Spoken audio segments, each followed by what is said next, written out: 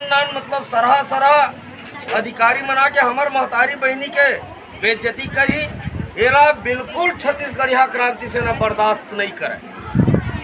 और आज हम न्याय मांगे बर आए हैं माननीय विधायक जी और सम्मानित जिला पंचायत के अध्यक्ष जी भी खड़े हैं।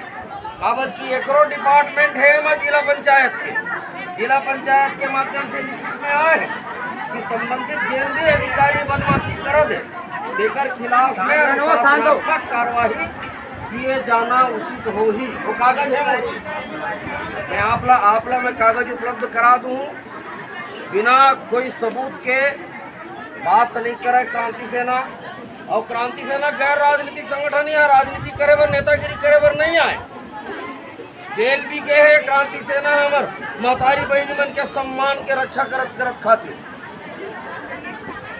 तो यदि हमार बहनी मन तकलीफ में हो कि नहीं हो, ये अधिकारी बदमाशी करत कि नहीं करत है, बदतमीजी बात करते है। शरीर बेचता संस्कार गंदा है किते तू मन 1500 शरीर बेचता वो संस्कार गंदा है किते हमला दीपा विश्वकर्मा बोले है बात ला सुने लगी ही। और जेन ढंग से बात माननीय विधायक जी कहा थे कि अगर गलत पाए जाही तो जांच करे जाही। जिला पंचायत के अधिकारी और प्रदेश के अधिकारी मन ये ला रिकमेंड कर चुके हैं कि मन दोषी पाए गए हैं एकर मन के खिलाफ में तत्काल कार्रवाई किया जाना चाहिए।